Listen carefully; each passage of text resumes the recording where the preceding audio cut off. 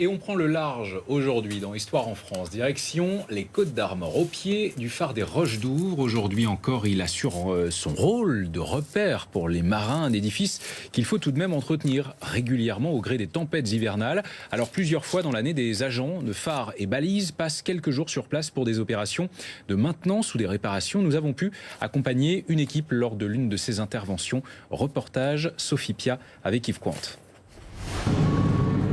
Ils auraient dû partir déjà il y a 2 jours, mais les conditions météo étaient bien trop mauvaises.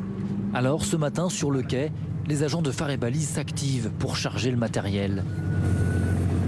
Du cuivre, du laiton, des outils, des vivres aussi. Pas de temps à perdre. Ils doivent faire cap vers le phare des Roches d'Ouvre, situé à 40 km au large des Côtes d'Armor. On n'y va pas comme ça, il faut 2h30 à 3h pour y aller. En plus, la météo n'est pas forcément bonne aujourd'hui. Et puis l'approche peut être délicate. Il faut que la cale se découvre. En somme, c'est un phare qui se mérite. C'est le plus éloigné du continent. C'est aussi l'un des plus grands, 65 mètres de haut. Ici, les seuls habitants sont des phoques.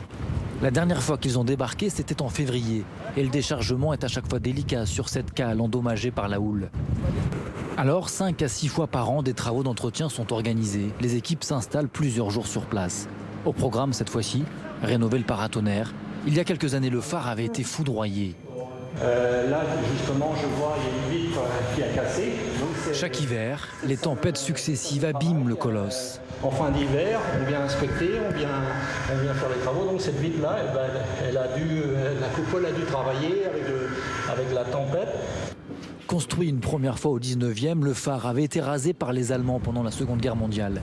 Il a été reconstruit, plus grand, et rallumé en 1954. Depuis, à l'intérieur, presque rien n'a changé.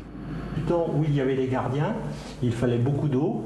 Ils étaient ravitaillés tous les 15 jours, mais quelquefois l'eau, ils ne pouvaient pas la monter. Donc il y a 2 grandes cuves à eau ici, qui faisaient, je crois, 10 000 litres chacune. Aujourd'hui, il y a encore de l'eau dedans. Enfin, on les remplit, c'est pour faire notre béton. Car les derniers gardiens ont quitté les lieux en 2000. Le phare est aujourd'hui automatisé. Son entretien coûte près de 40 000 € chaque année. Et certains se posent la question, Faire un test. À quoi sert-il encore aujourd'hui ?